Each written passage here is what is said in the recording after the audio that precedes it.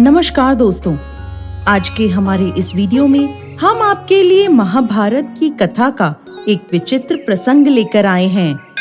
एक समय की बात है, द्रौपदी अपने आश्रम के बाहर खड़ी हुई थी। सुहाना मौसम था, ठंडी ठंडी हवा बह रही थी। तभी एक सुंदर सा फूल हवा में उड़ता हुआ द्रौपदी के पास आकर गिरा। द्रौपदी ने वह फूल उठा लिया और भीमसेन के पास जाकर बोली, स्वामी, आप श्रेष्ठ गदाधारी हैं, बहुत बलवान हैं। क्या आप गंधमादन पर्वत से दिव्य वृक्ष के यह दिव्य पुष्प मेरे लिए ला सकते हैं? द्रौपदी की इच्छा पूरी करने के लिए अपनी गदा उठाकर गंधमादन पर्वत की ओर निकल पड़े। चलते चलते वो पहाड़ों की घाटियों में जा पहुँचे, लेकिन अचानक भीम के बढ़ते कदम रुक गए। उन्होंने देखा कि मार्ग में एक बड़े से पत्थर पर एक वृद्ध वानर बैठा है, जिसकी पूंछ भीम के मार्ग में बिछी हुई है, जिसे लांगे बिना भीम आगे नहीं बढ़ सकते थे। यह देखकर भीम रुक गए। अपनी बढ़ी हुई शक्ति, मद और अहंकार में भरकर भीम बोले, ए वानर, अपनी पूंछ को मार्ग से हटाओ, मुझे आगे जाना है। बंदर ने देखा, हाथ में गदा लिए, राजसी वस्त्र पहने और मुकुट धारण किए भीम खड़े हैं और उन्हें पूंछ हटाने के लिए कह रहे हैं।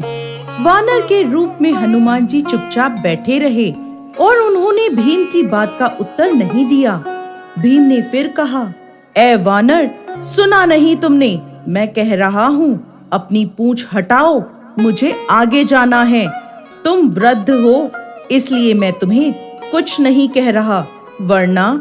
अब वानर ने भीम की तरफ देखते हुए कहा, जैसा कि तुम देख सकते हो, मैं वृद्ध हूँ, कुछ अस्वस्थ हूँ, इसलिए लेटा हुआ हूँ। अभी अभी आंख लगी थी और तुमने आकर मेरी नींद खराब कर दी। मुझ में इतनी ताकत नहीं है कि मैं स्वयं अपनी पूंछ को तुम्हारे मार्ग से हटा सकूं। तुम थोड़ा कष्ट कर लो भाई, मेरी पूंछ को थोड़ा सा सरका दो और आगे निकल जाओ। ये सुनकर भीम को क्रोध आ गया। इस वानर ने मेरे बल को ललकारा है। क्या ये अपनी पूंछ नहीं हटा सकता?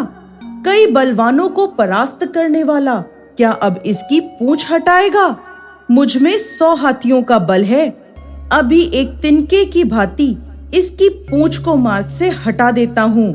आवेश में आकर भीम ने अपने बाएं हाथ से पूंछ को पकड़ा और उसे उठाने की कोशिश करने लगा, लेकिन भीम से पूंछ हिली तक नहीं।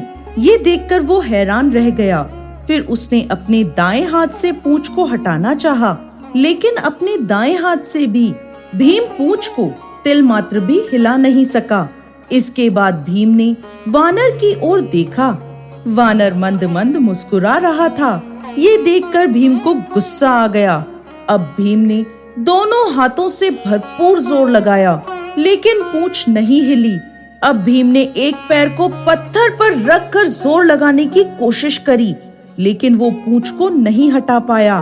भीम भरपूर जोर लगा कर उस पूंछ को हटाने की कोशिश करने लगा, लेकिन वह हताश हो गया।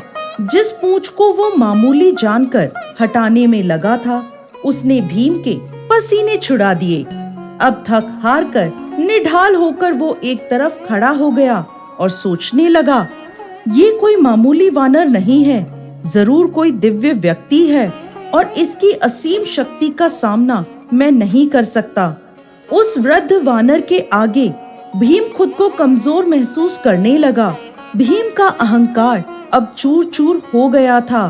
तभी वो उस वानर के आगे हाथ जोड़कर खड़ा हो गया और पूछने लगा, जिसकी पूंछ को मैं उठा नहीं सकता, वो कोई साधारण वानर नहीं हो सकता। मुझे क्षमा करें, कृपा कर मुझे अपना परिचय दें। तब वह वानर उठा और भीम को गले से लगा लिया और कहने लगा, भीम, तुमने मुझे नहीं पहचाना, लेकिन मैं तुम्हें पहचान गया हूँ। तुम वायु पुत्र भीम हो और मैं पवन पुत्र हनुमान हूँ, श्री राम का सेवक हूँ। मेरे प्रभु के आदेश पर ही मैं इस मार्ग पर आकर लेटा था, ताकि तुम्हारे अहंकार को मैं खत्म कर सकूं। रिश्ते में मैं तुम्हारे बड़े भाई की तरह हूँ और बड़े भाई का कर्तव्य निभाते हुए मैंने तुम्हें यह याद दिलाया है कि कभी भी अपनी शक्ति पर अभिमान मत करो, क्योंकि यह ताकत तुम्हारी नहीं है। यह शरीर और यह ताकत परमात्मा की दी हुई है, और जो चीज परमात्मा की है वो किसी और की नहीं हो सकती। हनुमान जी की यह बातें सुनकर भीम की आंखें खुल गई और वो हनुमान जी के चरणों में गिर पड़ा।